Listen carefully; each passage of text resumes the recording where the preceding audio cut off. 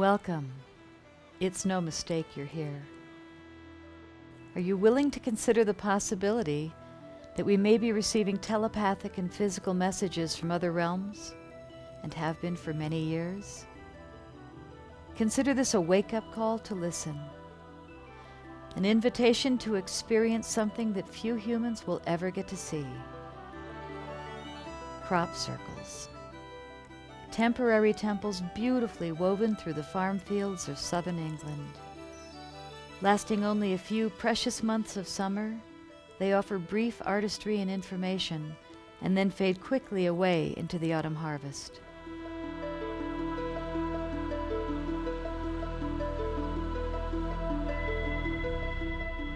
The mere presence of these massive wonders demands a redefinement of reality. They are dramatic, complex, geometric patterns crafted with unimaginable skill into crops of wheat, oat, canola, peas, beans, and even Brussels sprouts. They're showing up all over the world, and many are located on ancient ritual sites.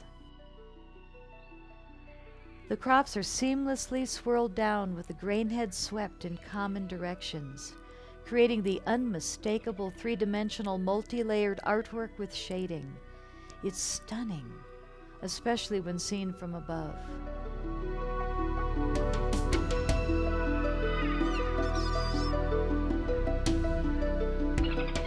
People going into the fields are reporting strange mind and body sensations.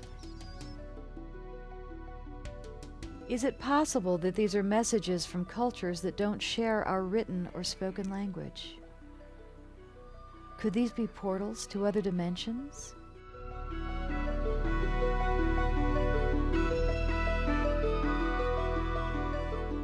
The intention of this film is to empower you with the information. Your perception is up to you.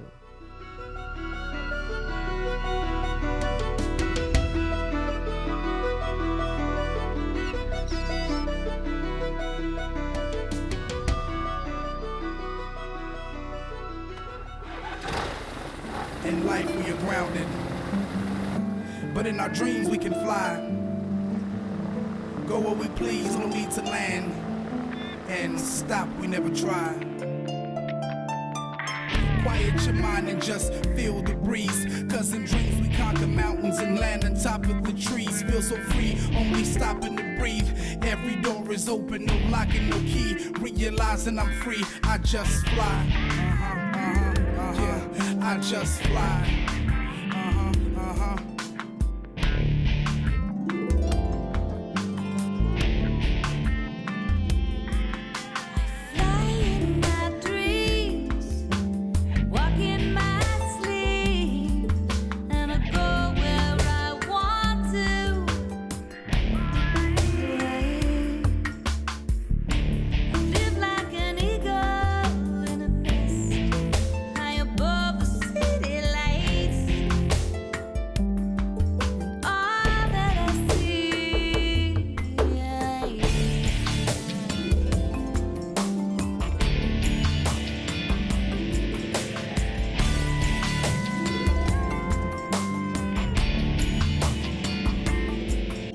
Nothing can stop me now, just as free as I wanna be. Fly as high as I wanna fly, feeling nothing but real inside. Nothing holding me down, looking down over rivers and streams. Take the high road, let's travel, cause it means so much more to me. Touching down on me to rest, seeing the best of the best. A free spirit with the stars, my nest. Believe in myself, rise above it all. Nothing is missing, I feel complete when I fly. Worry free as I am blessed in the sky, cause I fly.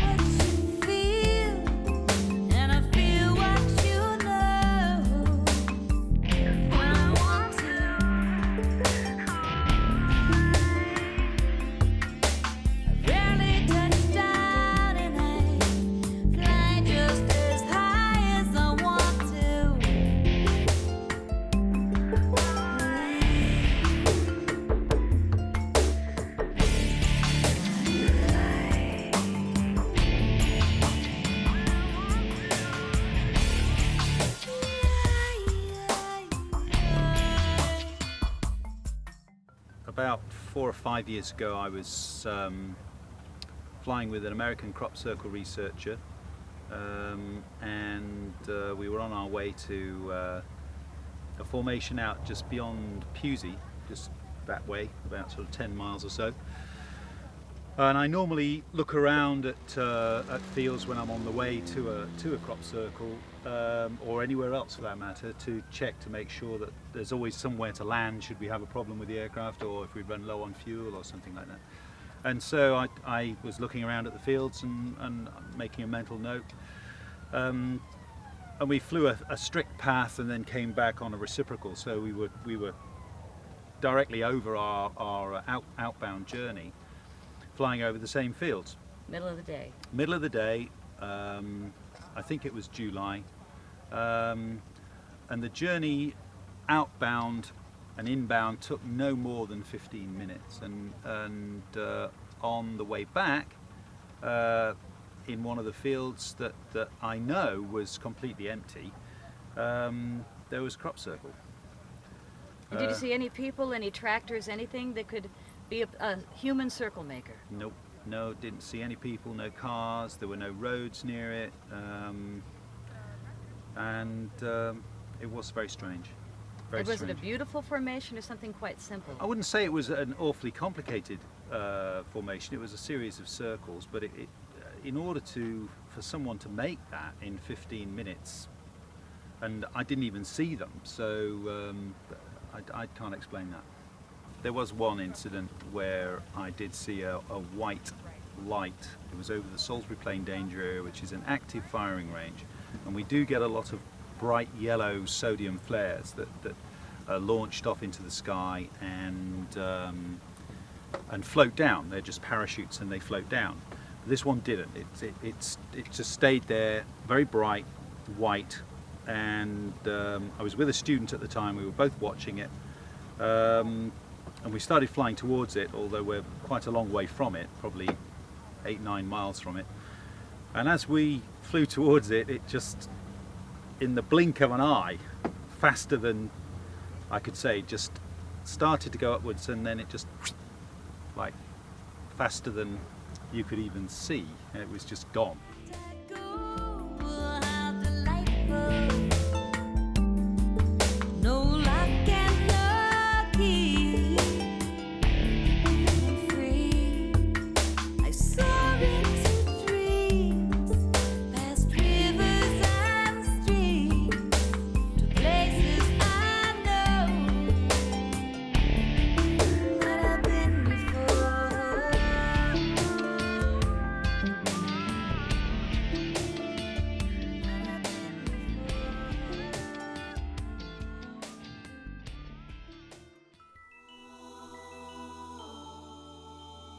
It's the early morning of the 7th of the 7th of the 7th this year, about 1:35 a.m.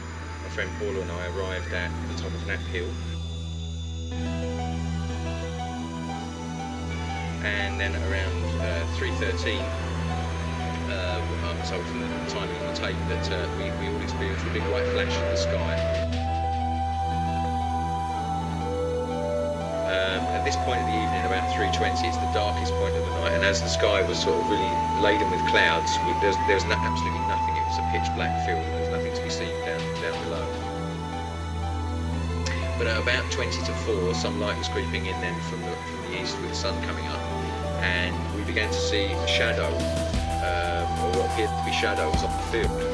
It was at this point when we looked through the camera that we all could see through the viewfinder that there was a massive, absolutely massive, spectacular formation down there below us.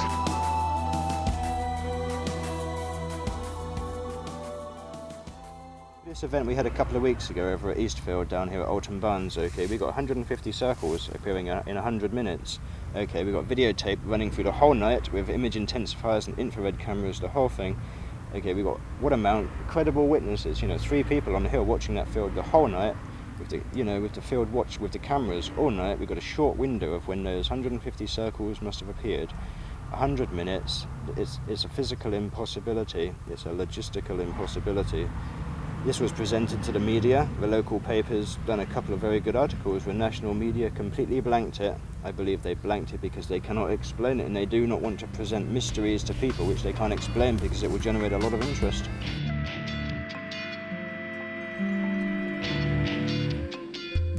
To my understanding, after 10 years of research and interesting experience, there's enough physical, hard, factual data on the table that proves to me, beyond any doubt, that there's an amazing thing happening here which we're not understanding fully.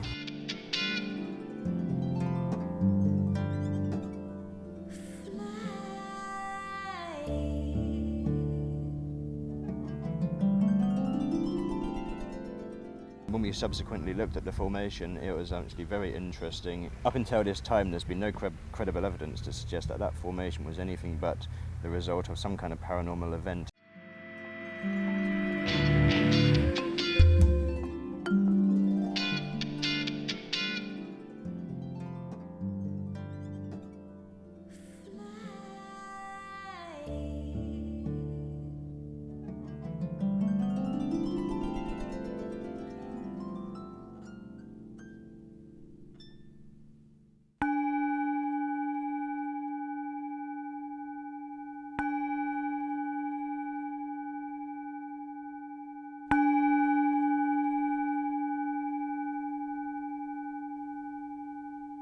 Wake up now, star-seed dreamer. A new dawn is breaking. The bird sings. Wind rustles through the trees. Morning colors shimmer in the first rays of sunlight. Spirit is everywhere around and within you, and you have heard the call. Can you feel the magic? There is something different about today, something quite exceptional, something new to be explored, to make your own, to will for others forever. Now is the time to let go of suffering, time to let go of the pain within you, embracing the other, forgetting all fear, forsaking the ego self, to serve as a conduit, giving God hands. It's not what you see, it's what you don't see. It's not who you know, it's who you really are.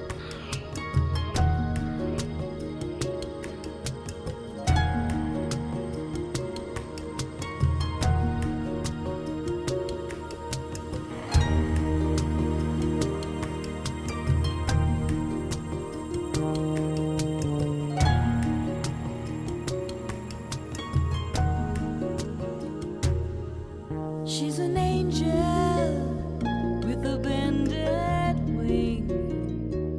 You know that she is grounded so that she will sing, not fly away. She's an angel. My name is Janet Ossebaard. I'm from the Netherlands, and I have been a full-time crop circle researcher now for about 13 years. Before that, I was a communication consultant for business people. And the whole communication as such is something that is highly represented in the crop circles, but it's a communication with a capital C.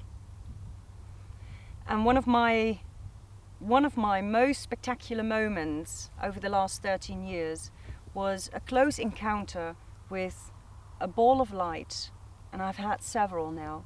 One of them, or two actually of them, appeared right in front of my car. I was driving the car at Avebury here, really close by, Avebury Stone Avenue, and this beautiful milky white ball of light appeared over a crop field, flew right in front of my car, and I just could not believe my eyes. I'd seen them before, but never so up close.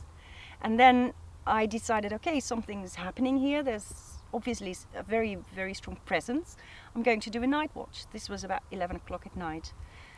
I parked my car at Stone Avenue overlooking a beautiful field where there was no formation yet. And I thought, if anything happens tonight, it's going to be in that field. And around midnight, all of a sudden, this huge red, bright red ball of light appeared. It was really, really big, several meters in diameter. It appeared out of nowhere above that field and hovered over the road behind the stones of the avenue and disappeared over Walker's Hill. And the next morning, when it started to be light, you could see the new formation in that field. And that blew me away.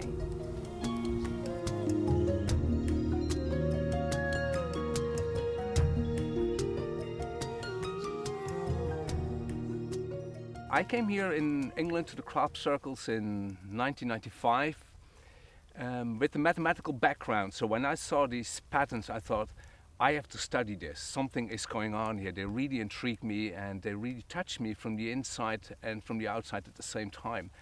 And I studied these patterns for years. And bit by bit, I came to the conclusion that actually what's going on is some kind of communication.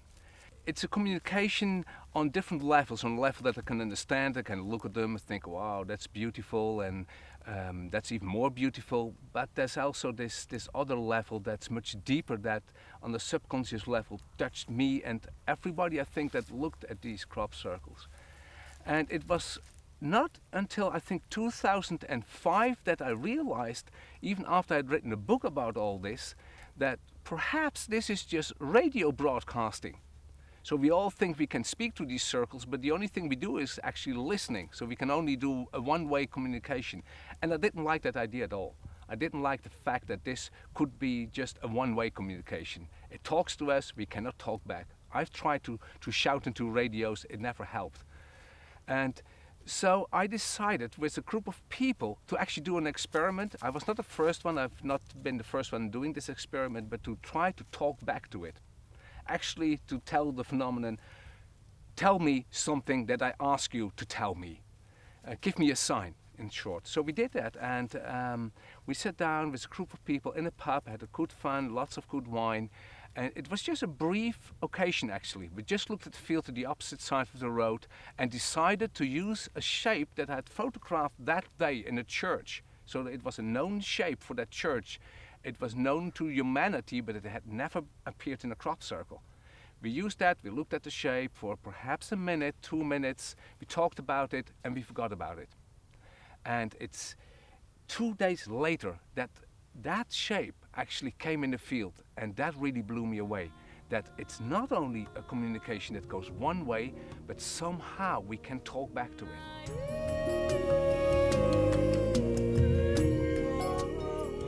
Big questions, of course, what are we talking to?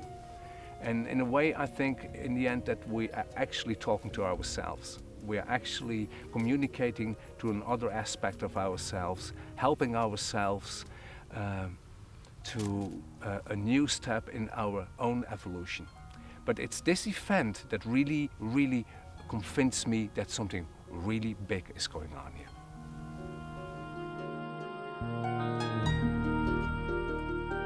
Like everybody, I have done many night watches, but in 1997 I was sitting at the field at the foot of Golden Ball Hill. Now what's in the name there? And I'd done that together with my friend Janet Ossebart. We had sat there for about 2 hours and we had it. We thought nothing is going to happen anymore, let's go. So, and just when I was about to start the car, I looked up and I saw at Toss Meat Copse at the side of the woods, I saw this light and I thought there's some fire or something going on there. So I picked up the binoculars and I saw this is not a fire, although it does have these characteristics of a fire, but it's a kind of ball, it's a sphere. And it become larger and smaller, but it would just sit there. And I told Janet, can you see it? And only when it became really big, she could see it with the naked eye. And at that moment it started to move. It slowly floated to the right in front of Woodborough Hill. So there was not high up in the sky, there was a hill in the background, and it would get bigger and smaller, it would float a little bit faster, it would stand still again, and it continuously had this feel of a fire inside. And it, after 2 minutes, disappeared behind a shed, and I thought it would just reappear from there again. And it never did. It never reappeared, but for 2 minutes it just slowly was flowing over the fields.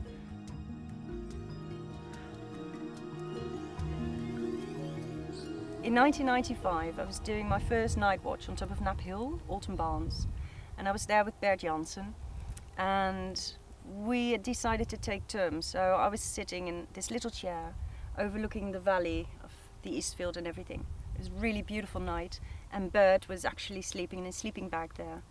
And at some time, around 12:30 at night, there was this electrostatic sound behind me, like a crackling noise, and the weirdest thing happened, and that was my response, because I got into this bliss state, like all of a sudden, bang, I was in a bliss state. I'd never experienced that before, so it was really weird. And I never got up, I didn't look around, I was just intensely happy. And this sound started to move.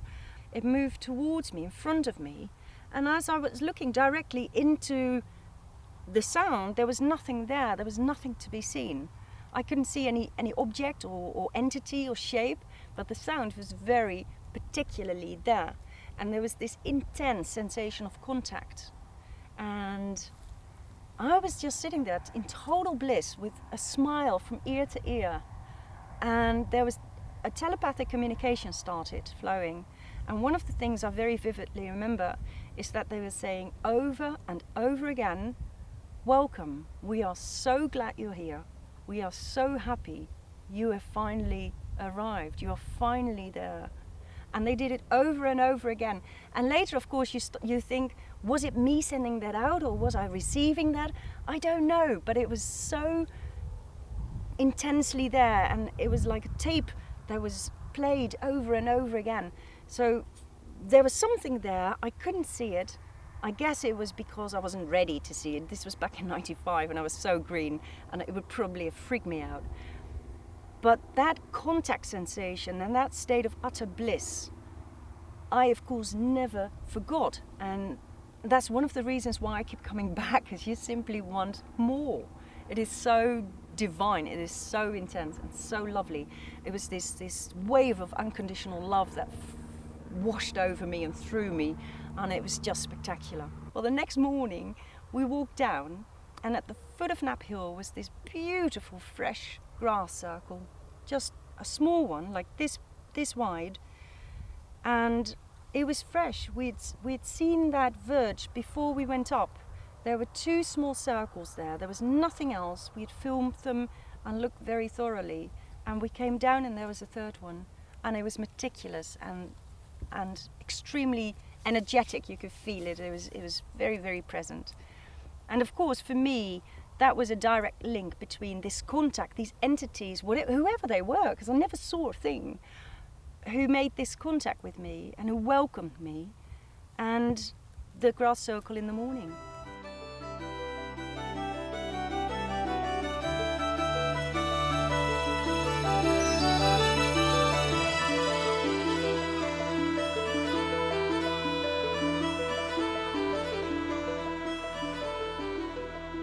The Silent Circle Cafe is the daily gathering place for researchers and anyone else interested in crop circles.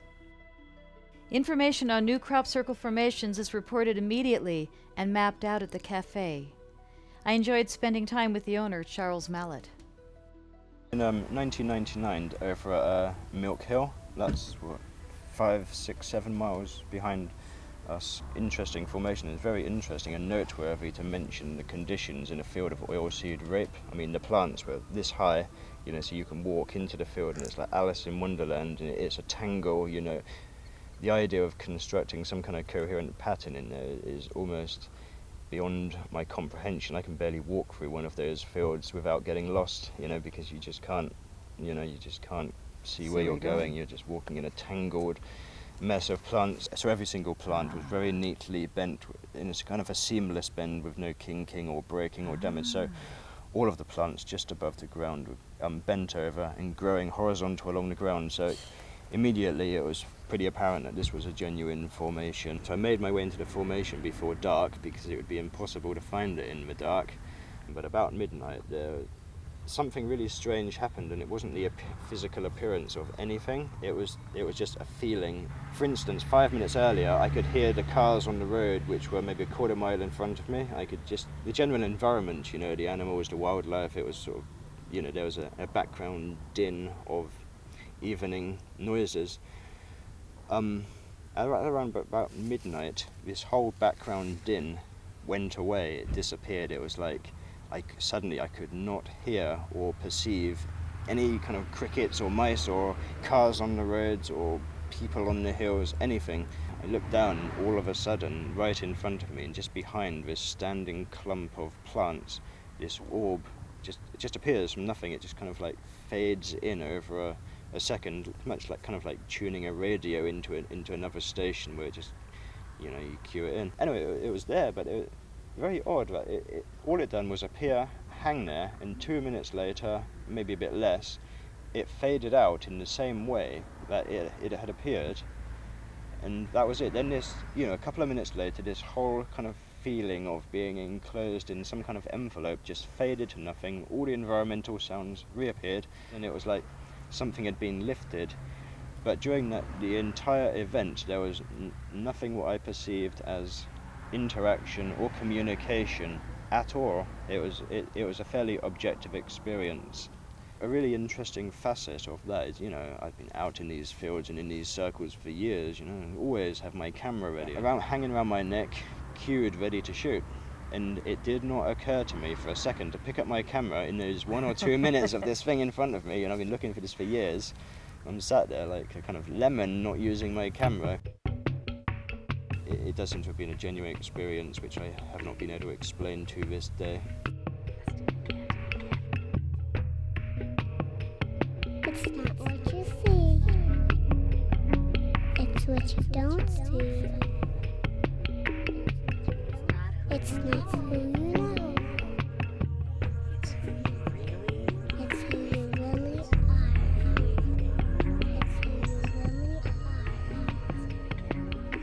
really are. So yeah, on many occasions I have woken up, seen brand new crop circles at 5 o'clock in the morning, which still maintain their, like a layer of dew across the top of the crop. You know, and, you know, if you're there that early, you can have a good, sensible look around for physical evidence, physical traces, footprints, broken plants, crushing, the kind of damage you'd expect people to do. And there seems to be a smooth, seamless mechanism or delivery mechanism at work where the whole thing just swirls down. To my understanding, after 10 years of research and interesting experience, there's enough physical, hard, factual data on the table that proves to me, beyond any doubt, that there's an amazing thing happening here which we're not understanding fully, but it's happening, and it is affecting people in very, very interesting ways. So, you know, there's been a couple of decades worth of biophysical analyses done on plants from crop circles, from all kinds of crops from all over the world, and they're showing up about an 80-odd% genuine rate. And this is actual biophysical anomalies in the plants at a cellular level. There's anomalies within the soil samples which have also been taken. These are irrefutable, physical, factual elements of the phenomenon which can be measured and written down, as they have done, by, you know, eminent individuals, PhDs. Their work has been peer-reviewed and published. So up until this time, it is a scientific fact that there are very strange things happening in fields, and we cannot explain this.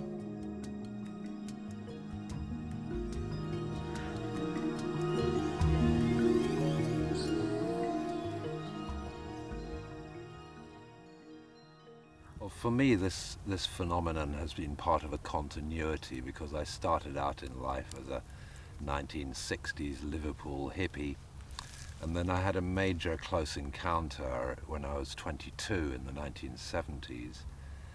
And so when the crop formations came along in the late 1980s, it felt to me like part of a continuity, really, a continuity of experience. For me, one of the most important things about the crop formations is the energy fields within the formations the wheat and the shape and the beauty of the formations is an important thing, rather like the human body, but there's something about the energy fields which is very, very special, and for me very, very, very otherworldly. And in a manner of speaking, it's a bit like being at home and being in a domain which is much more like where I feel more at home myself. Things like, for example, walking into the E.T. face in, was it 2001? And I remember walking into it and suddenly my knees just gave way. I just couldn't stand at all. And I just had to head for somewhere to lie down really fast. And when I lay down, I was just out like a light for probably about an hour and a half. In 2001, 2 crop formations appeared near the Chilbolton radio telescope in Hampshire, England. Both were very precise and had a number of small pixels, one clearly offering a binary code pattern. A binary code is made up of zeros and ones and can be read by translating lines and spaces into decimals, which then correspond to letters. They are easily understood by computers and experts in the field.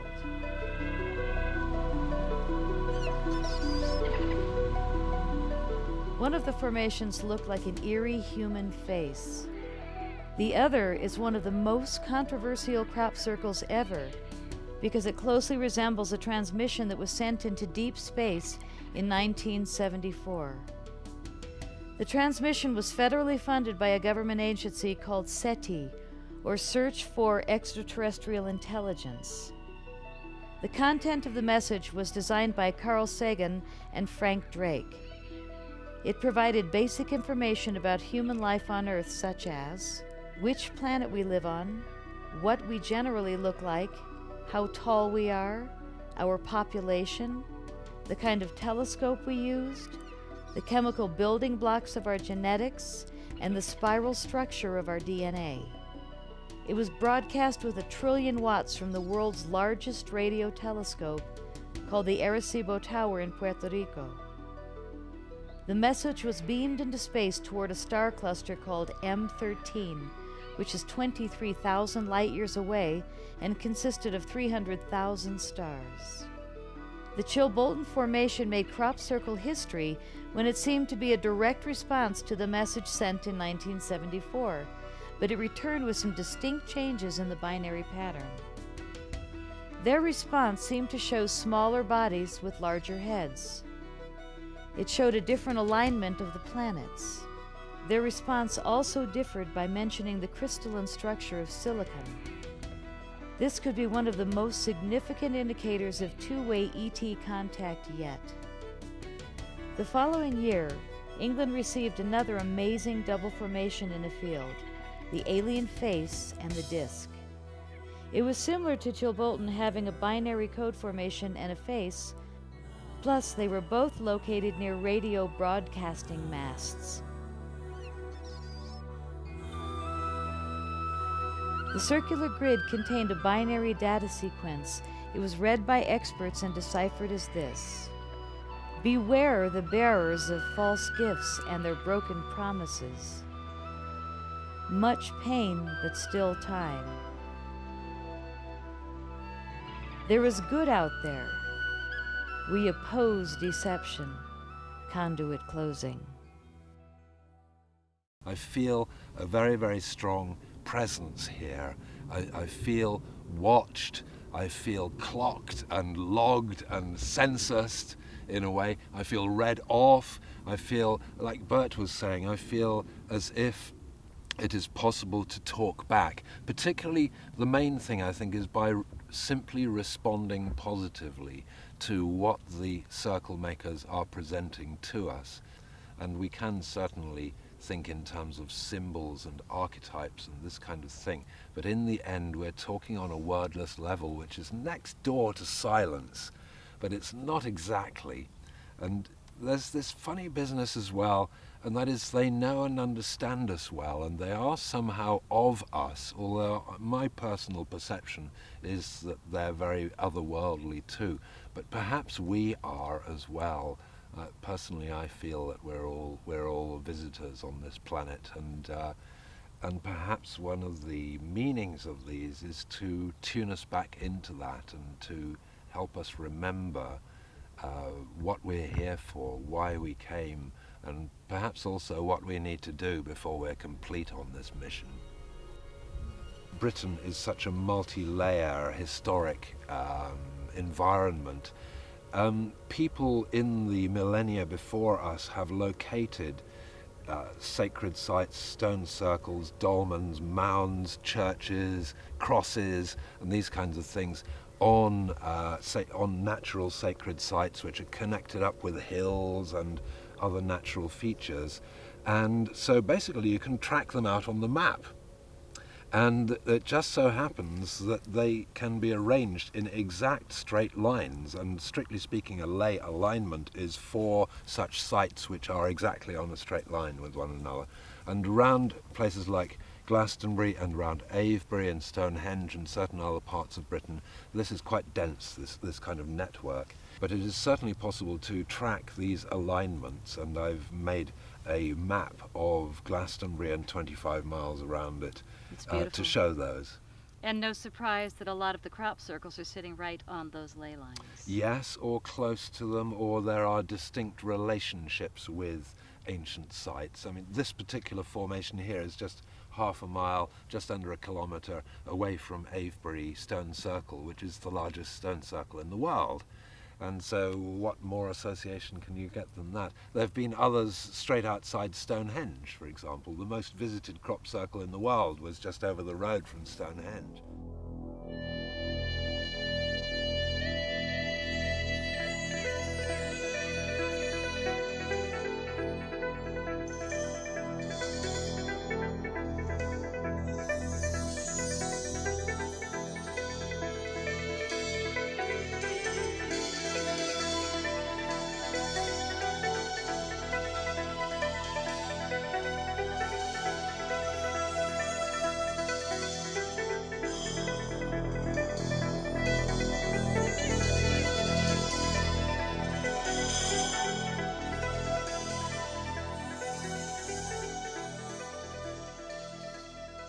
I met Terry Daubney behind the Stone of 7 Facets.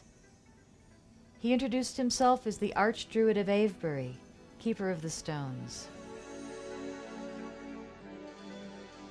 He explained that the stone formations have been used as giant sundials for thousands of years, mapping the course of the sun and the moon.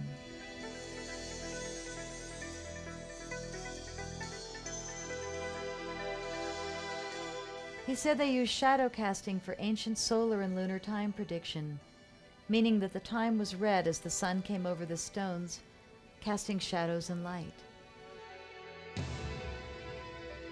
These great sarsen stones, or grey withies as they were known, are made of 70% quartz and vulcanized chalk, perfect for transmitting and receiving communication.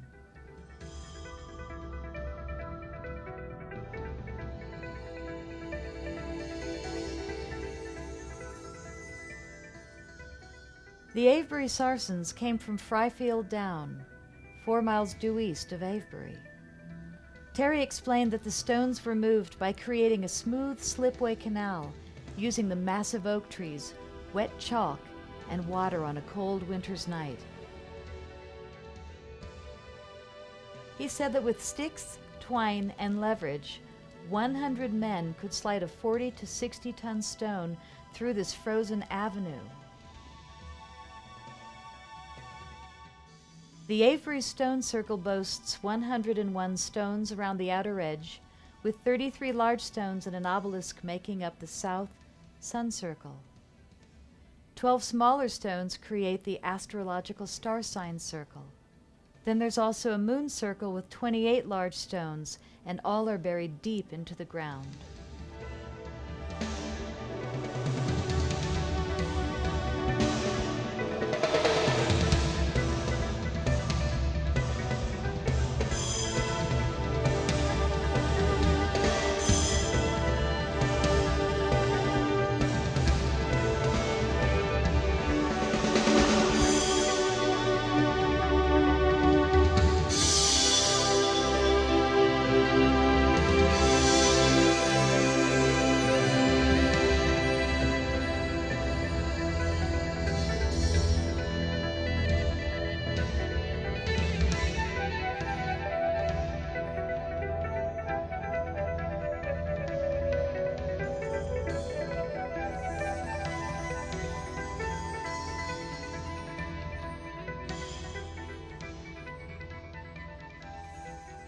There are 27 long barrows in southern England where great leaders were honored and buried.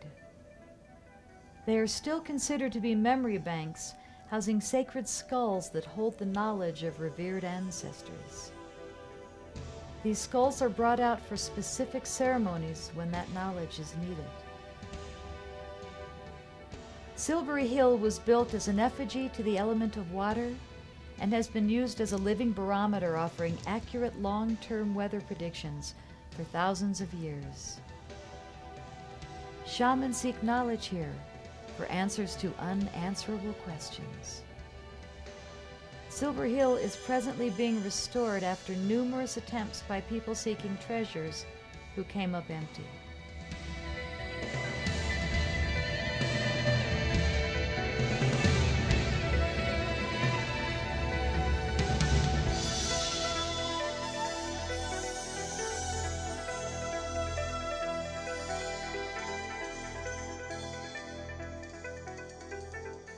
The Dartmoor National Forest is the largest and wildest area of open country in southern England.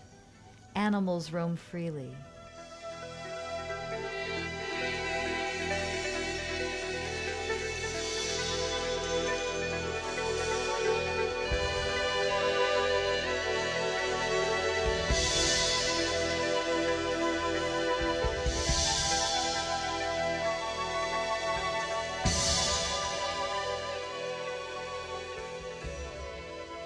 This forest has more archaeological sites than anywhere else in Europe.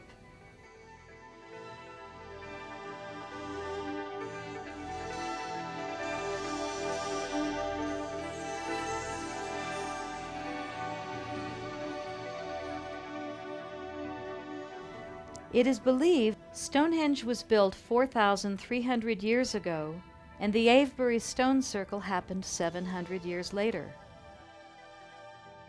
Many believe they were designed and built by the Celts who occupied most of Europe at the time. The huge sarsen stones were put onto wooden pallets and sent down the rivers towards Stonehenge, arriving just over a mile from the site. Once again, the grasses were cleared and a smooth, icy chalk slipway was built to deliver the stones. It is believed that large hills of frozen chalk were constructed to slide the stones upward toward their desired location. And then with the help of large wooden A-frame structures and twine, the stones were put into place. You can still see small notches where the strapping was on some of the stones.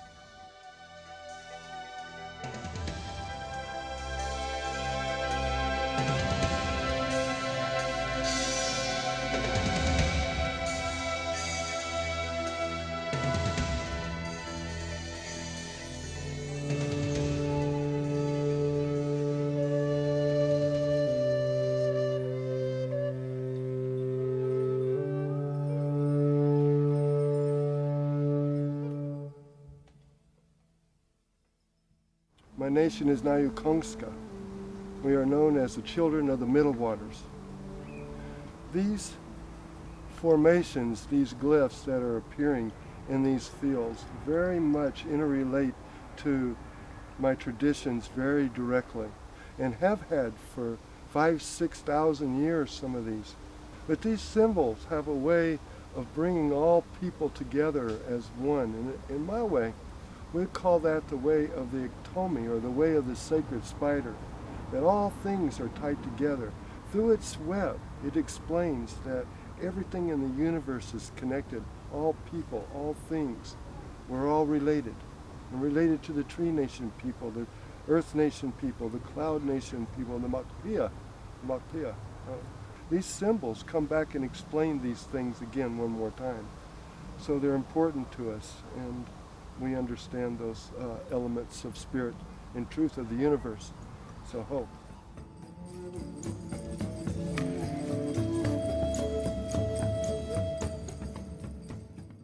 I've been coming to these formations and these star glyphs for 10 years now because I realized there were elements that existed within them that were important for all people to understand, and that every person in some kind of way was interrelated to these star glyphs.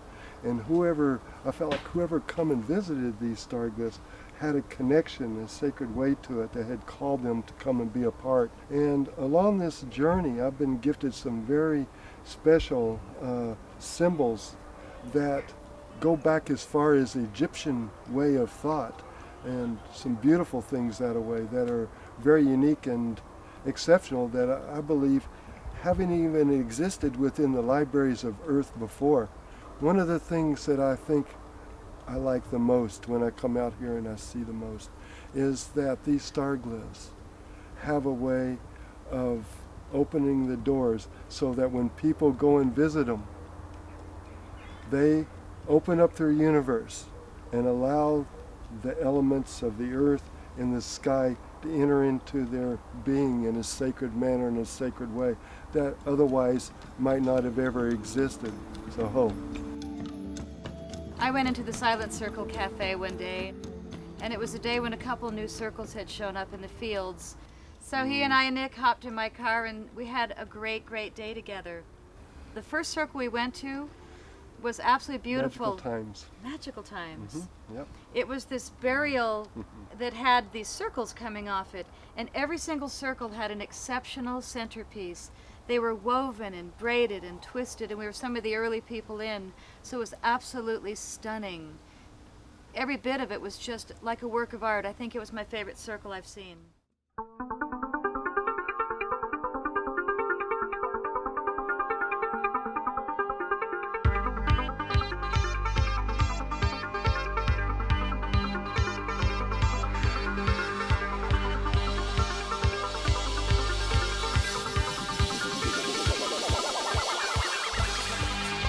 And then we had heard about the butterfly, which everybody wanted to go see.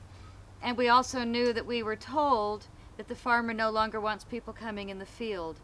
So we still drove out there thinking, well, gosh, maybe today, we'll get in. And so there were 5 of us. We took off for this field, 2 cars chasing each other. And we pulled in, and sure enough, the farmer was on his tractor. And so we talked to him a little while, and he said, please don't go into the field.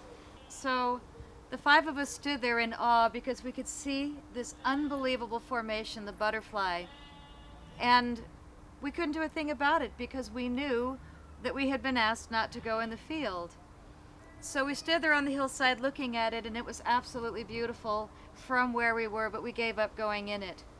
And as we left, we stopped to do a bit of a ritual. The 5 of us stood in a circle, and we all said intentions. And we set it off in a flame that went into the air into nothing. And we had this magical moment as we all looked up. There was a rainbow right above us. It was this great confirmation that we had done something right by holding the intention and the integrity of what we were asked to do by the farmers, who are being respected by some and abused by others.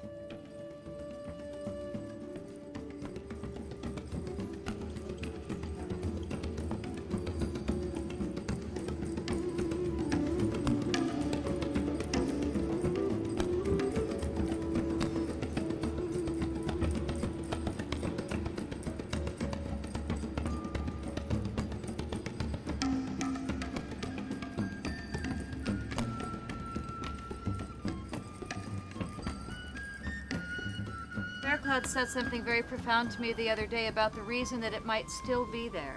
Well, it was because we honored the farmer's wish, and we were one group of people who just so happened to do that, and he saw that, and that would be very important to him. This song remembers the beginning of a circle, and it remembers the end of a circle, and it remembers the circle that has no beginning and end.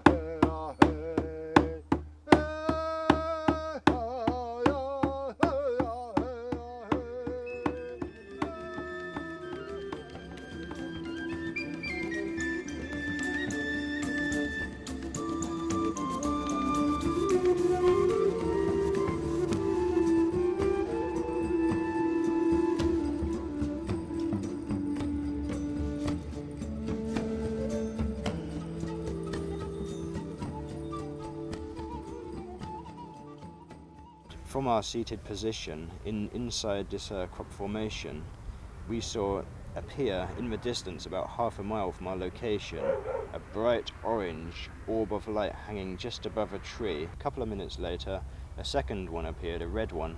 After a few moments of watching this, and it was not long at all, a military helicopter appeared on the scene from behind us, tore past us at high speed at very low altitude.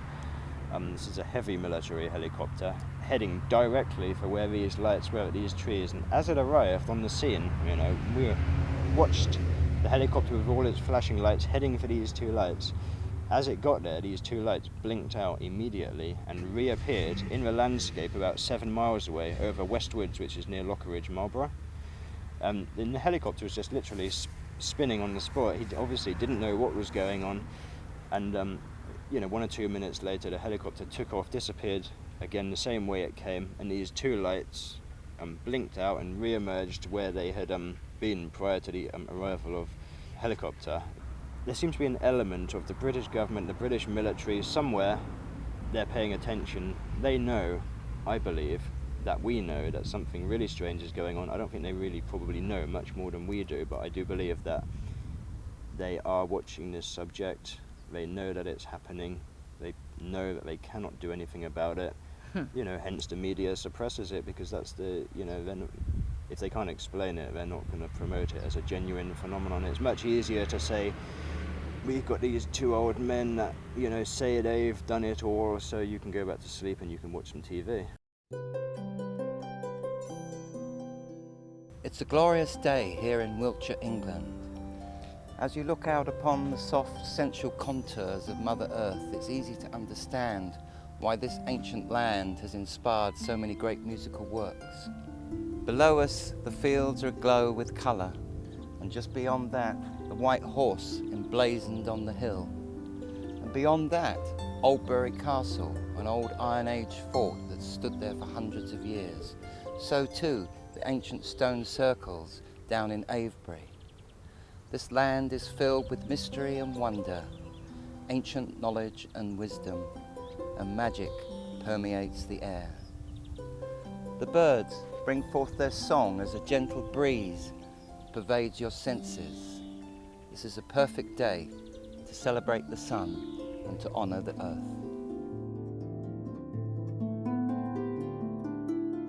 Avebury isn't just a place of the ancient stone circles, it's also a place of crop circles. And regardless of what one thinks about these things, they are wondrous, particularly if you can see them from the air. Coming down here to Wiltshire has been a great joy since I got my camper van, because it meant I could stay here a lot longer than I have been able to before, and met many, many wonderful people and made new friends. And one of those new friends is Patty Greer. Now, I first met Patty in a field when she was actually being interviewed and filmed by somebody, and I wanted to get into the centre of the circle, but they were right in the centre of the circle. But anyway, I met her later on, and she wanted to know where there was a particular crop circle that I was also looking or hoping to find. So off we went on this glorious mission, chasing down little back roads in my camper van. I found a 4-leaf clover, which I gave to Patty to take back to America, just to let her know that they do exist here in England, 4-leaf clovers. Patty wanted to see what the crop circles looked like from the air, so she went down to the airfield, and one of the pilots told her that there was a new crop circle, and when asked to describe what it looked like, he said it looks like a clover leaf. So that was like even further excitement for us.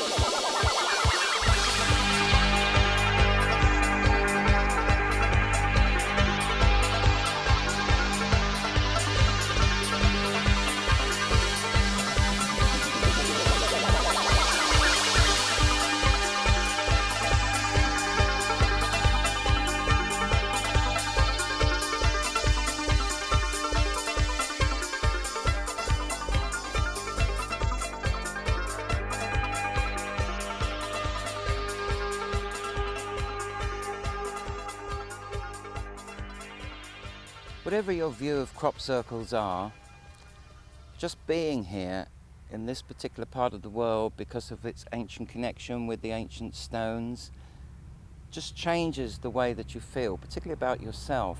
And the friendship that arose between Patty and I, and the time that I first met her until this time now, I've seen a change in her. She's radiant. There is this inner glow, and I've noticed that with a lot of people when they spend a little bit of time down here, including myself.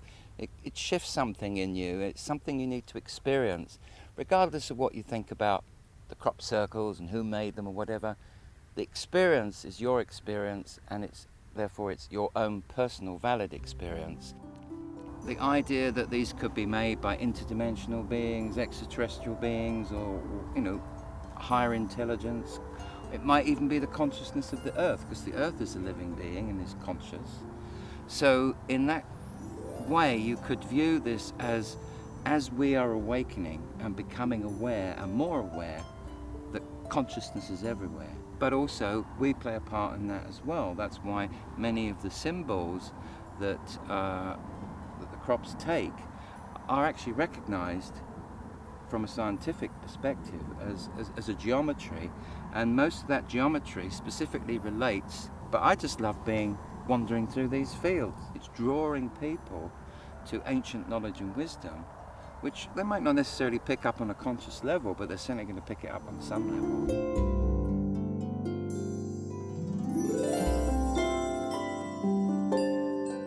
This particular one is a pentagram and a cross, which, needless to say, that means different things to different people. The interesting bit about this lay for me is that the cross is quite nicely laid out, and it has these borders that are just perfectly laid. Now from down here it's like, wow, that's kind of different, and from the sky it's clearly a borderline, which is really the art of these things.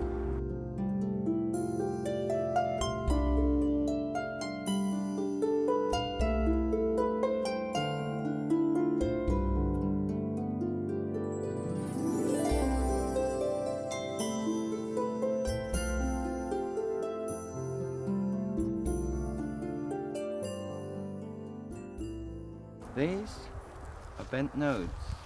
That's what I look for, because where you get tight corners, instead of the crop being broken and bent to make an angle or a spiral, these are actually bent right on these little brittle nodes. And if you look at that, you can see that it's like being heated and stretched. It's actually puffed up more than the average. Well, there have been people that have been doing research on this, and what they've discovered is that there is a chemical change in the wheat, and they have been subjected to some kind of heat, but from the inside out, so it's like a microwave kind of heat, but just enough to bend the nodes, because any more and they just burst into flame, because this stuff is so volatile. Look at the angle on that one. That's a really good one. We move into a totally different field here, which is the round flow circle. It's a whole different thing. I mean, you can feel it like water. It just flows, and the entire circle, which is huge, goes just like this.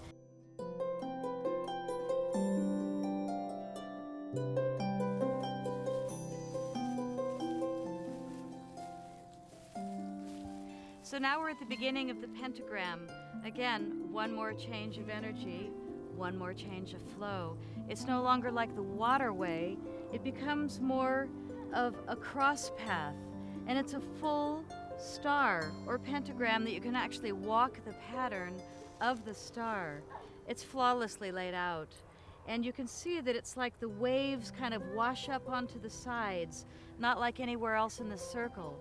Each one having its own energy, its own way of artistry. Today's the day of harvest. Today is the 1st of August, and we've waited a while. So, I mean, this is actually quite a nice example, considering that we're right at the end of the season. It's just like artwork everywhere, and the longer you take looking at things, the more you see. And frankly, everybody coming into a circle can be standing in the same spot and have a totally different perception and a different feeling. That's what's magical and wonderful about these fields, because There's no rules. It's just all what you want to see.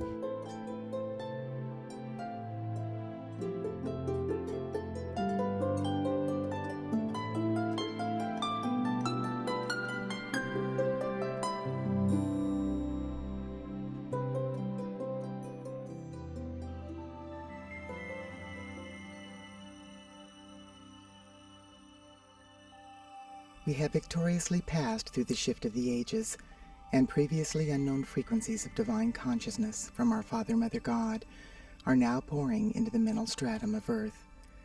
During the next 8 years, humanity will also be bathed with unprecedented frequencies of divine love from the rare Venus transit.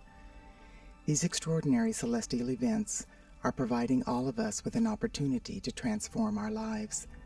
At last, we have the ability to reclaim our birthrights as sons and daughters of God.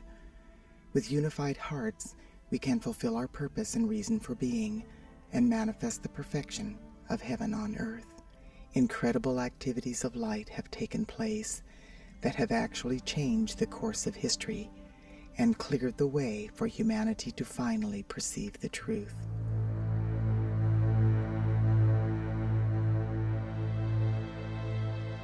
I woke up early one morning at the bed and breakfast overlooking Silbury Hill.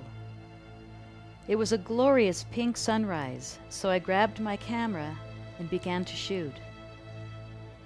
I had heard about the mist that sits below the hill in the early morning hours, but nothing could have prepared me for this. My lens seemed to go dark. I kept on shooting. Life force deep cloud, deep knowledge, comprehension of knowledge, taking knowledge into action. Using deep knowledge here against the practice of manifestation, and therefore direction for self.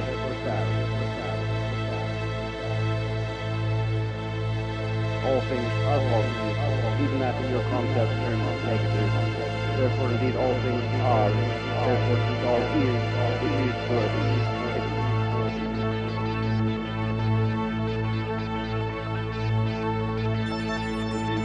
Beneficial, even after true negative. Therefore indeed the concept rooted in all things can be carried forth in manifest concept.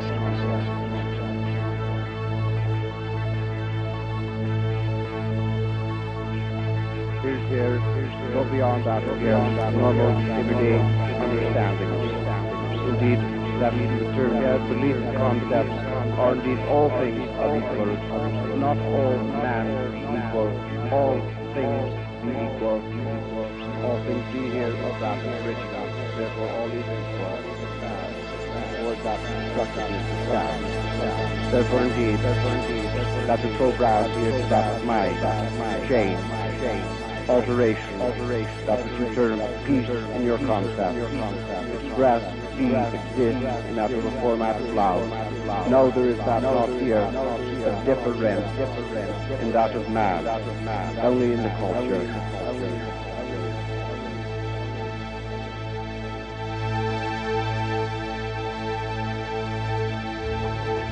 Are there people living on other planets right now, or other galaxies? Affirmative. Could you tell us which ones? All.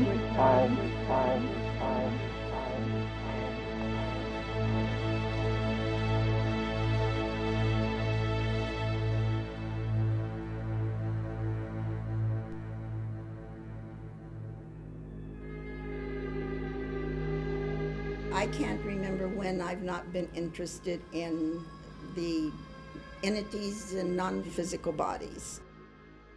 Crop circles are another way that they're bringing light onto the planet to raise the vibratory rate of not only the Earth, but all of us humans on it.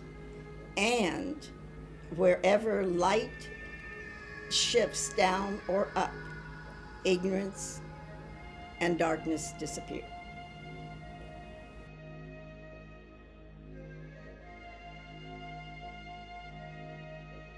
I know that the crop circles are being sent to the planet by a very highly evolved benevolent race who's working overtime to bring awareness to the planet Earth. Because We have 5 years before the end of the Mayan calendar. And at the end of that, if we do not move into the golden age of light, which will last 3,000 years, then we're going to stay in the age of darkness, which we've been in for 3,000 years.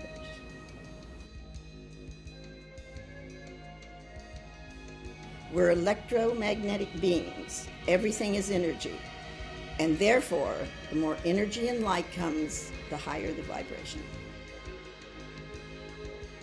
Telepathic means that I see the entities, I hear them, and I feel them. When you have all 3 of those emotions, they appear to you.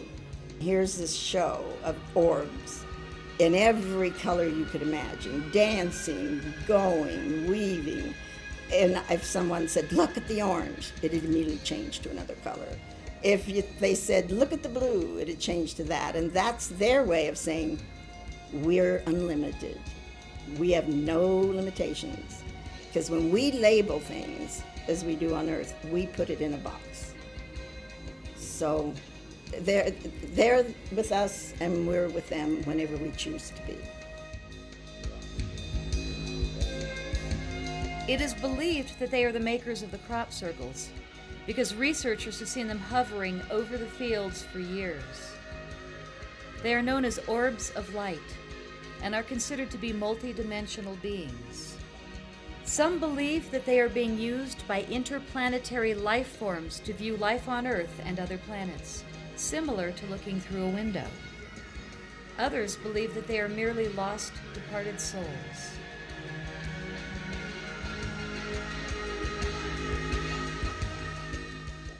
I bought an antique home in Boulder, Colorado a few years ago, and it clearly had a presence.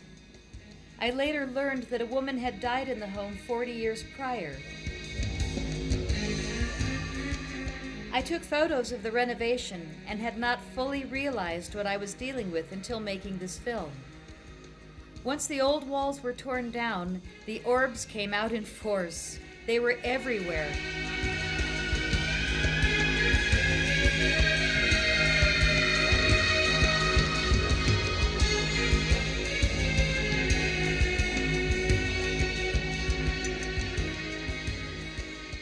People often explain that orb photos are caused by dust particles or moisture on the lens.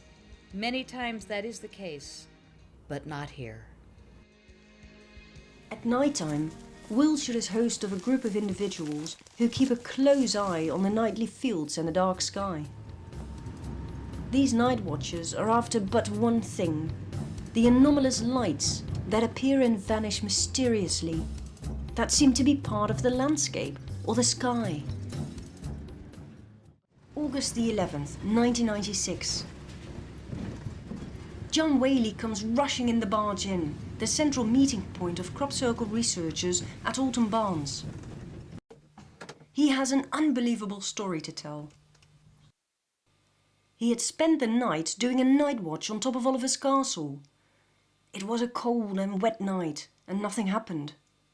He fell asleep, but was awakened by a strange sound in the early morning hours. As he got up, he saw bright balls of light rushing over a wheat field below. He grabbed his video camera and pressed record.